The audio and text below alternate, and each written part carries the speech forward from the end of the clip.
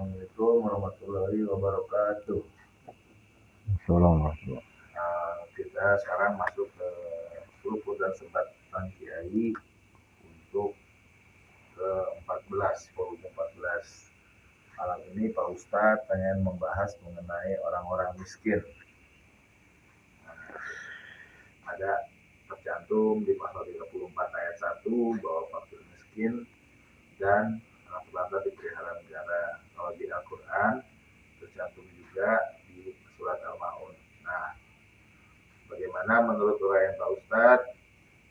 Maka Pak Ustadz silakan. Tolong seruput dulu nih.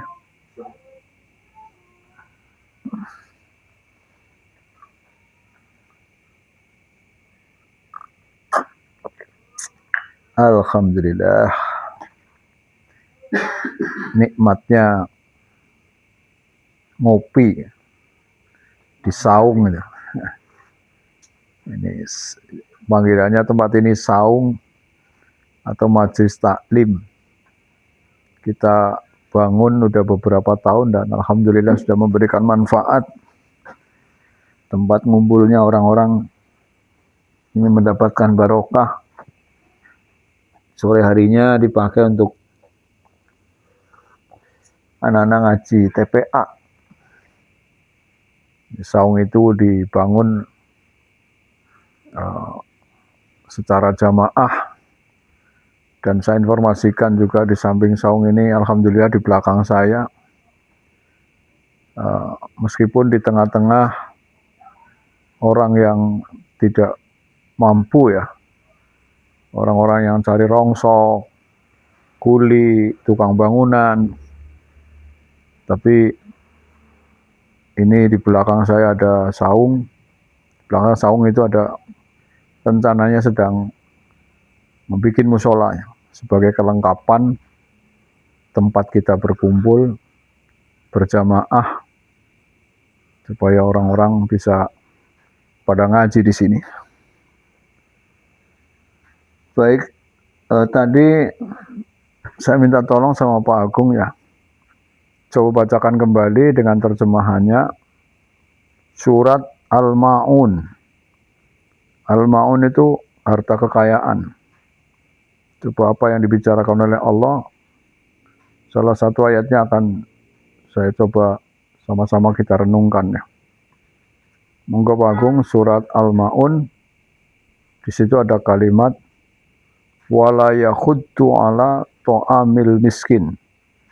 Coba dibaca selengkapnya. Wala yahud. Bukan, dibaca dari surat Al-Ma'un secara komplit. Bismillahirrahmanirrahim. Ara'aital ladzi yukadzibu bid-din. Fadzalikal ladzi yad'ul yatim wa la yahuddu ala ta'amil miskin. Fawailul lil musallin alladzina hum an salatihim sahun alladzina hum yura'un wa yamna'unal ma'un. Sadaqallahul adzim. Tahukah kamu orang yang mendustakan agama itulah orang yang menghardik anak yatim dan tidak menganjurkan untuk memberi makan orang miskin. Celakalah orang-orang yang melaksanakan sholat, yaitu yang lalai terhadap sholatnya, yang berbuat riya dan enggan memberikan bantuan. Sadaqallahul adzim. Ya. Termasuk orang-orang yang mendustakan aturan-aturan Allah, orang-orang yang menentang aturan-aturan Allah adalah orang wala yakhuddu ala ta'amil miskin. Dia mampu, kaya, tapi nggak peduli kepada orang-orang miskin. Yang kedua, di situ disebutkan celakalah meskipun orang itu sholat, tapi lalai dalam sholatnya. Nah, kelalaian itu diantaranya karena ditampilkan di ayat berikutnya, pamer dengan kekayaannya, tapi menolak untuk memberikan kepada orang yang berhak. Yakni orang yang harus ditolong adalah orang-orang miskin. Itu ayat itu maksudnya wawailul lil musallin alladzina hum an sholatihim sahun. Lalai dengan sholatnya itu ya diungkapkan di dalam ayat itu. Ayat itu orang itu sebetulnya mampu membantu orang miskin, membantu orang fakir, membantu orang yatim. Tapi dia merasa bahwa dia kaya atas usahanya sendiri, dia memperkaya diri, dia nggak peduli dengan nasib orang lain. Itu. Meskipun orang itu sholat, tapi sholatnya nggak punya efek kepada lingkungan. Ini ya dibicarakan untuk orang kaya ya. Orang kaya yang egois. Nah, itu. Orang kaya yang bakhil. Orang kaya yang tidak peduli kepada tetangganya miskin. Itu. Karena sebetulnya dari kekayaan yang dia peroleh itu ada hak-hak orang lain. Nah, hak-hak orang lain yang tertuang di dalam Al-Quran itu haknya orang fakir, haknya orang miskin, haknya anak yatim, termasuk hak-hak anak-anak yang terlantar. Karena khud min amwalihim sodakotan. Gitu. Ada sedekah yang harus diberikan. Dia tahan. Sholat 5 waktu berjamaah di masjid. Dia punya uang banyak, gak pernah memberi sedekah, terutama kepada orang yang harus dikasih, yakni orang-orang miskin. Maka termasuk golongan fawailul lil musallin. Celaka orang yang meskipun dia sholat, orang itu kaya, tapi yang dia tampilkan malah pamer, riya dengan kekayaannya. Ini zaman sekarang banyak kayak gitu.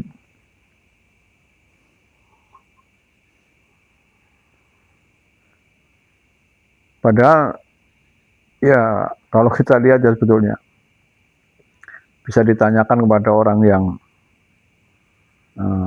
alim lah. Allah Subhanahu wa Ta'ala itu mendudukan orang miskin, orang fakir sangat tinggi kedudukannya.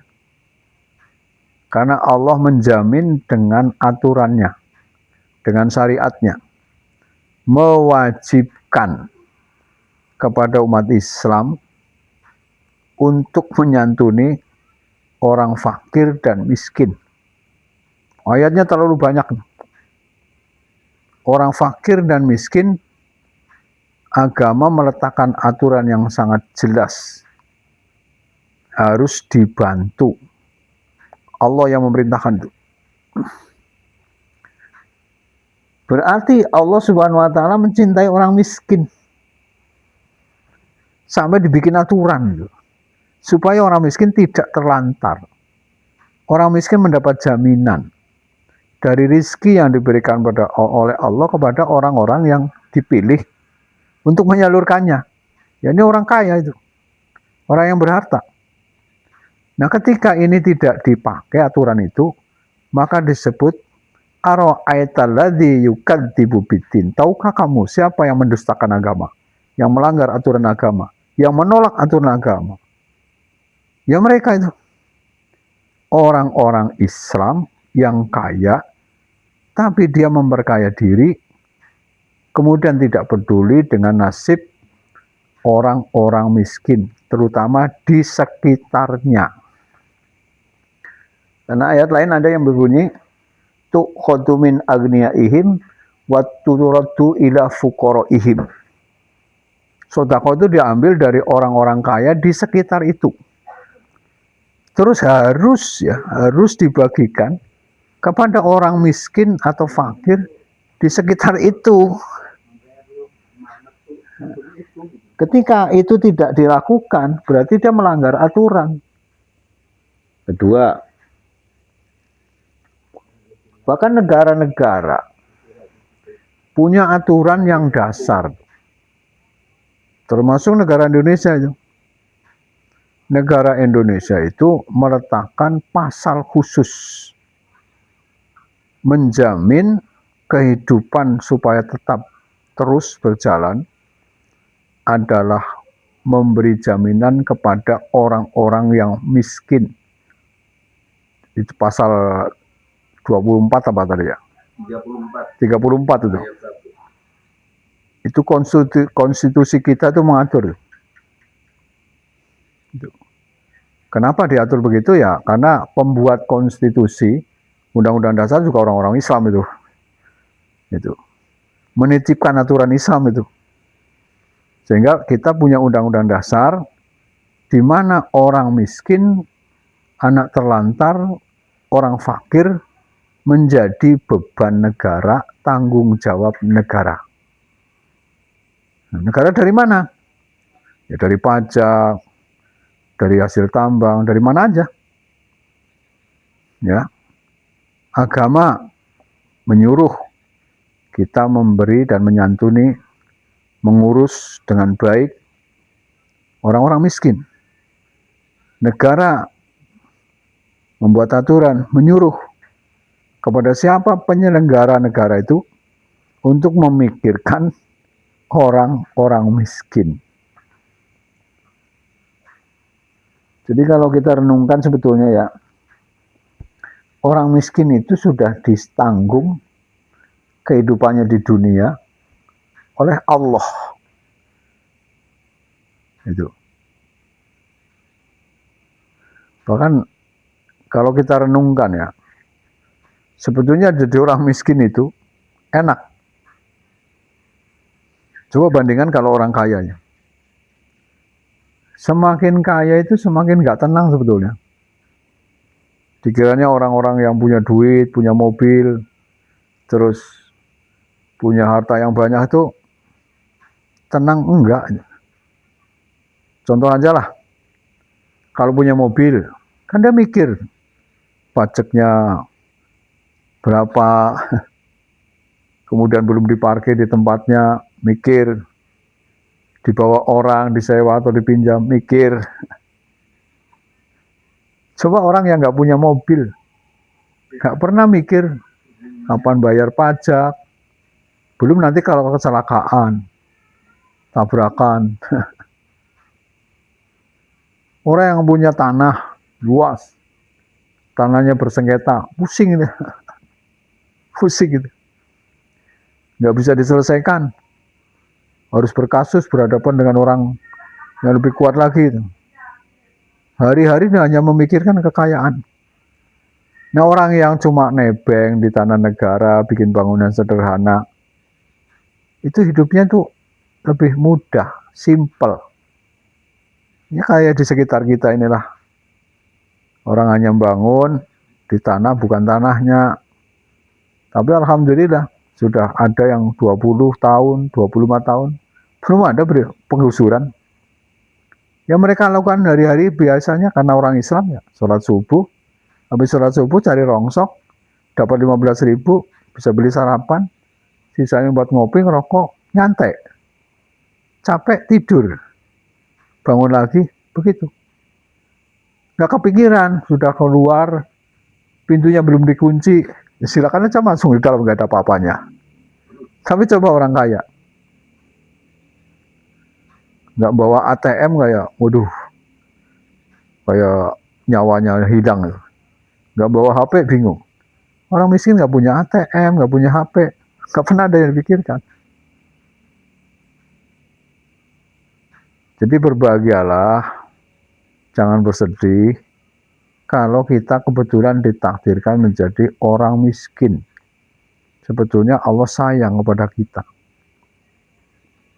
Apa artinya menjadi orang kaya, tetapi tidak bisa memberi manfaat kepada orang lain dengan kekayaan yang dititipkan dari Allah.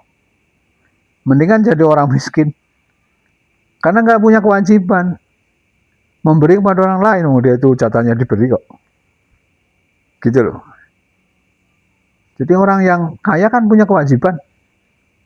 Nah, orang yang miskin tidak punya kewajiban memberi. Orang yang miskin tidak punya kewajiban naik haji.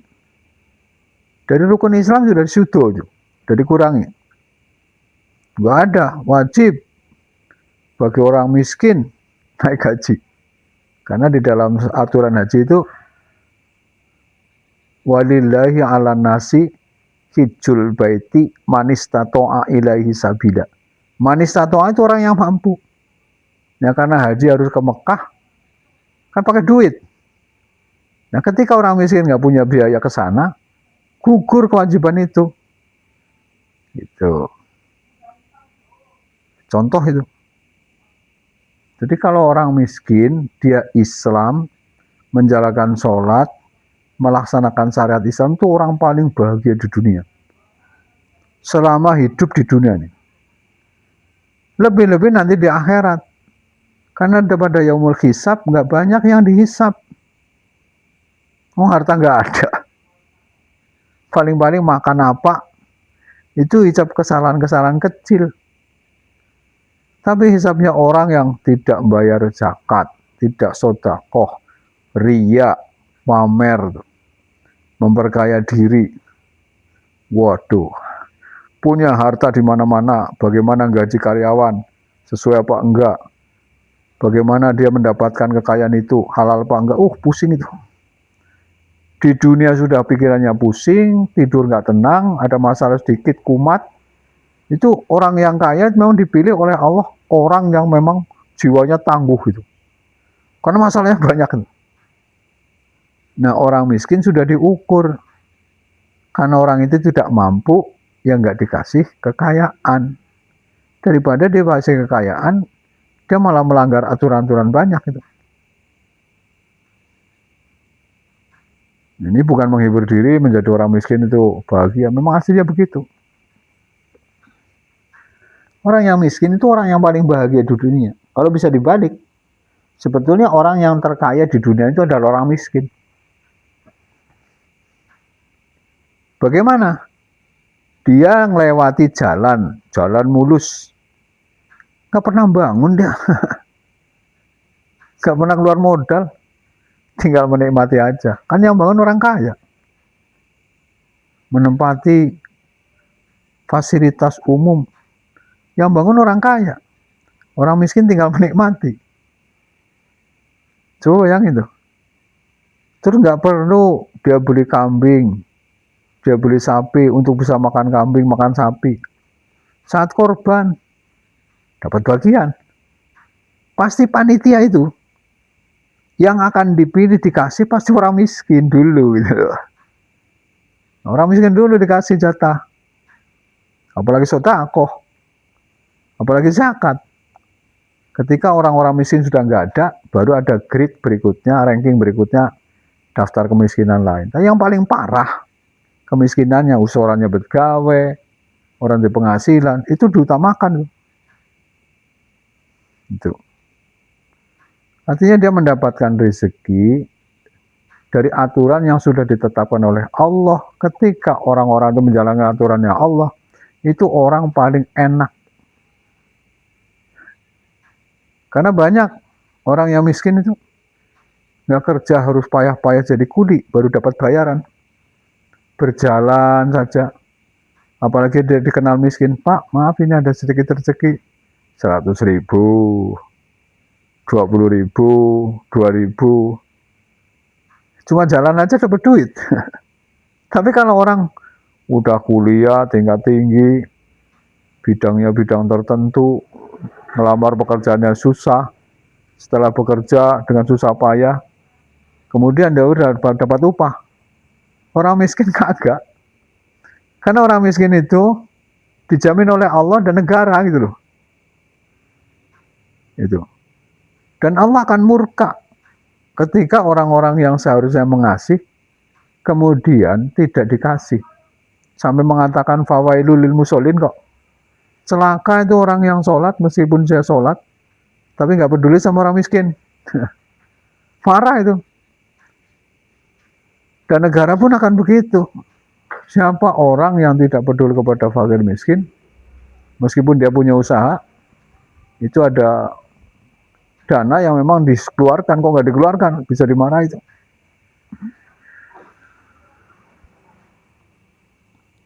Jadi renungan malam hari ini ya, jangan terlalu pesimis dengan berita tentang semakin hari kok daftar kemiskinan semakin banyak. Ya nggak apa-apa.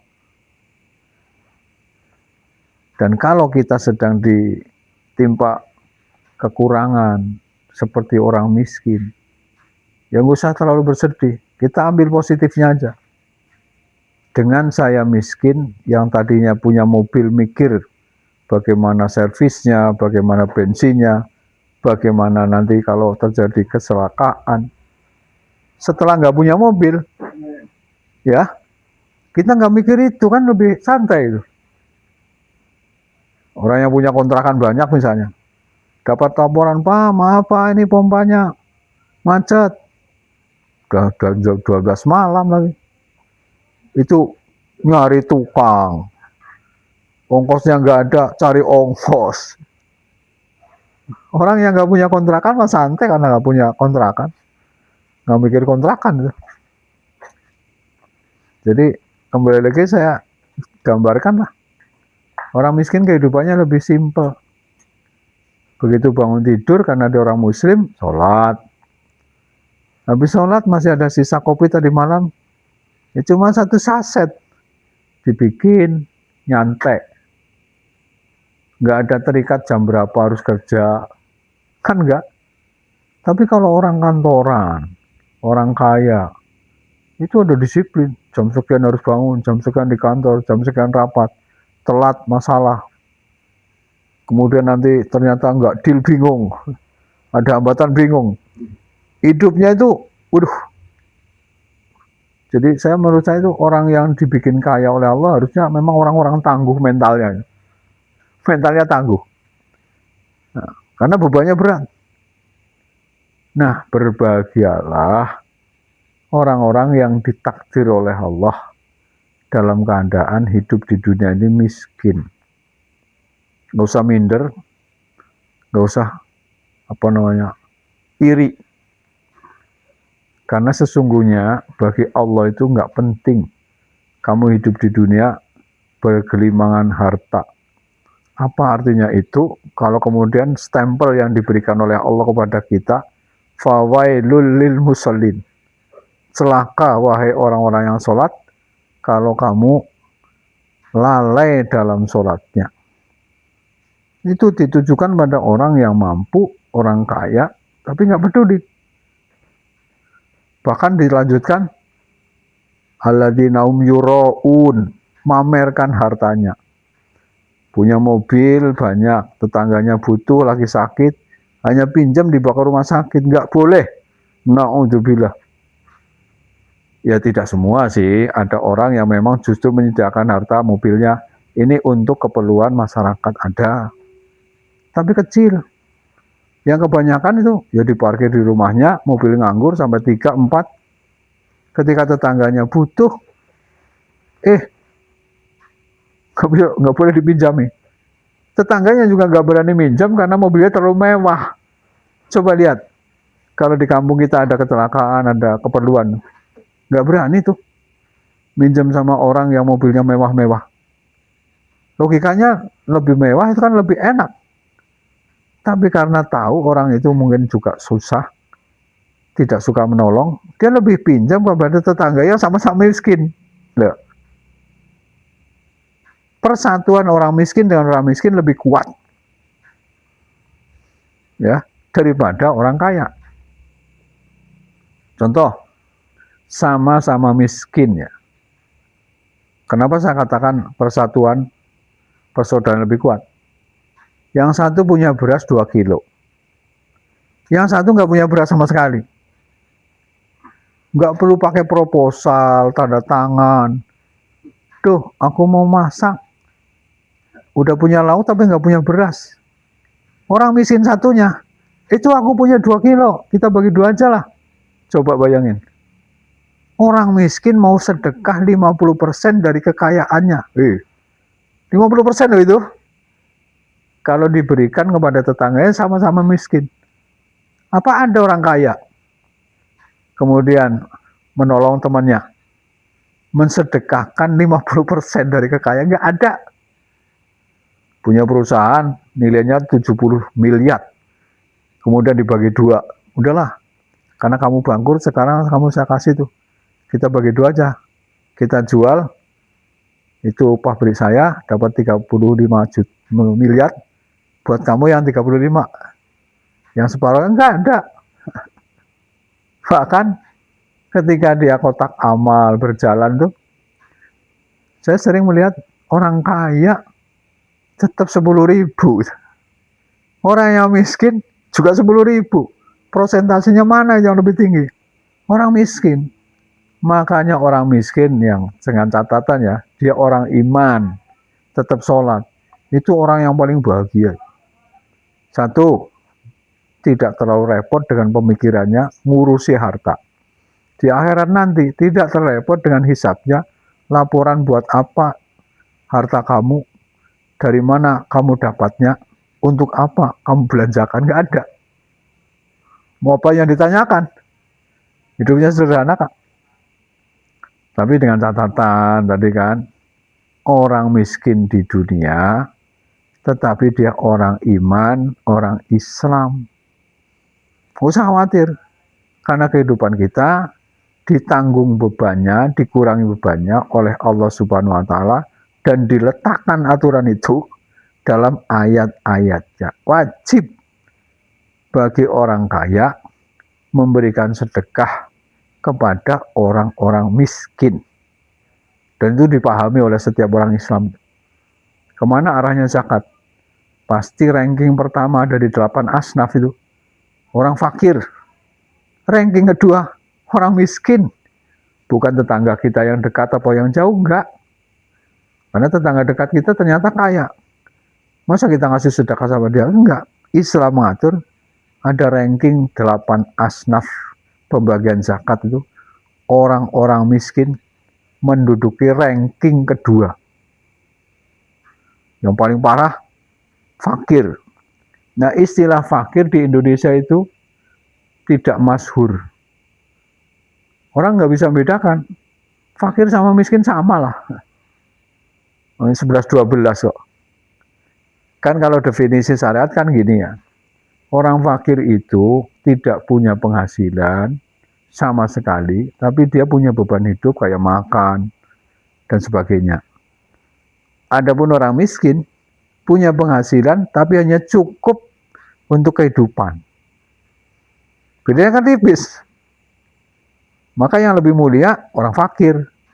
Tapi ayat-ayat itu sering menyebutnya orang miskin gitu loh. Fakir dan miskin ditanggung, dijamin kehidupannya oleh negara maupun oleh agama.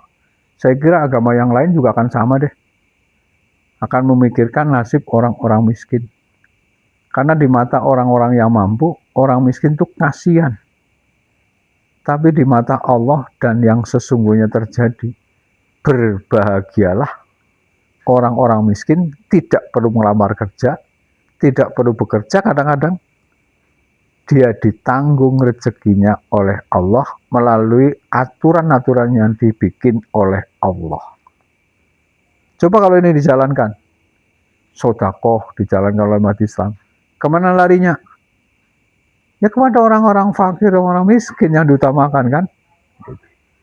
Negara makmur, kaya, maka yang dipikirkan pertama mengentaskan kemiskinan. Kan begitu. Jadi orang miskin adalah orang yang sudah ditanggung oleh Allah dan ditanggung oleh negara. Kehidupan kita di dunia. Dan nanti di akhirat, sekali lagi, hisabnya ringan. Saya kira itu untuk menghibur diri, merenungi bahwa jangan berkecil hati saat ini yang dulu kita mungkin pernah jaya, pernah sukses, pernah kaya, kok kemudian ditakdir oleh Allah sekarang jatuh miskin, bangkrut, pailit. Ada rahasia yang disembunyikan oleh Allah. Dengan kita tidak mampu, biasanya kita lebih ingat kepada Allah. Kalau kita sibuk dengan harta dan kekayaan, kadang-kadang kurang mengingat Allah, karena yang diingat hanya harta, kekayaan, kekuasaan, jabatan. Orang kober mikir Gusti Allah. Itu. Nah, berbahagialah orang yang punya banyak kesempatan, waktu untuk menghadap Allah, bermesraan dengan Allah, curhat sama Allah. Tapi orang-orang kaya curhatnya sama konsultan, sama dokter, sama staf ahli, penasehat, kan gitu. Orang miskin minta dinasihatin apa? Nggak ada urusan kan? Nggak punya kasus soal tanah, nggak punya kasus soal kecelakaan mobil, nggak punya kasus tentang gedung mau digusur, sewa yang tidak cocok, nggak ada.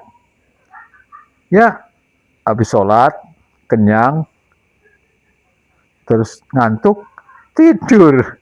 Dan tidurnya orang miskin, simple. Nih, kayak teman kita ini. Tidur cukup pakai karpet. Orang kaya harus pakai AC. Nanti security-nya harus jaga. Takutnya nanti ada orang yang nyatroni.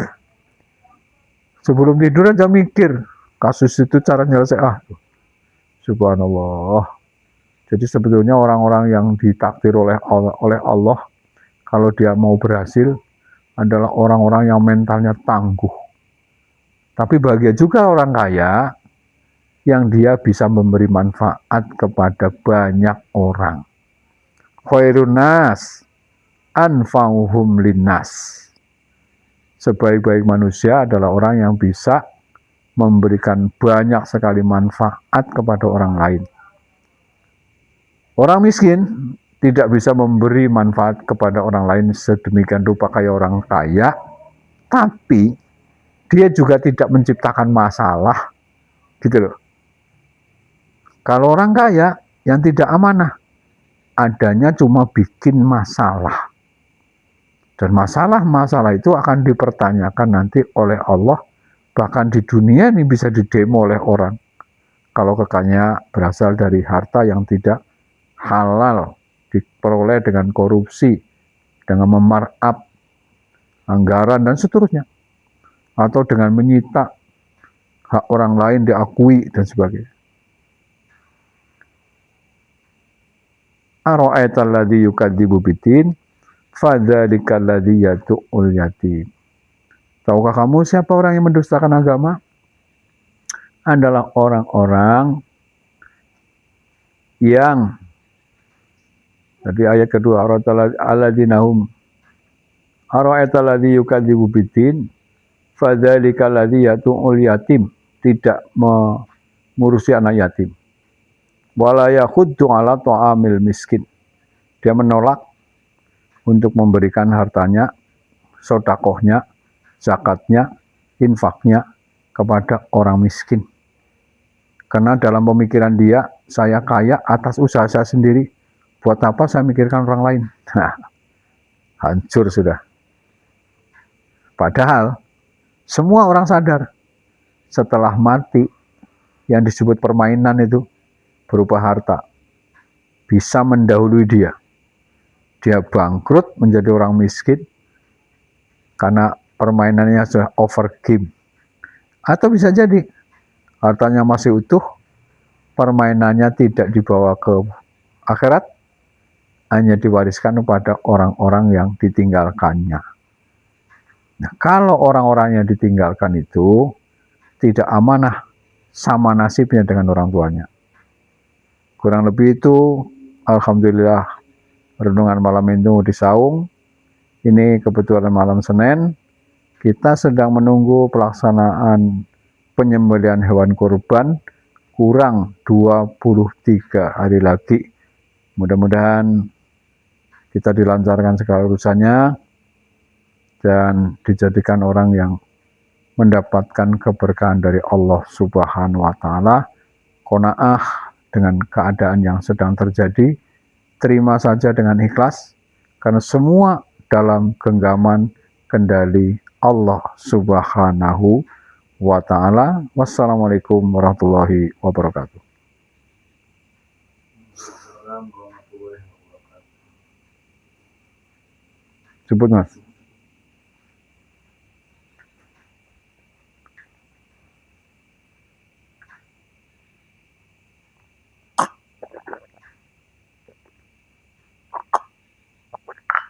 Rokok. Ya.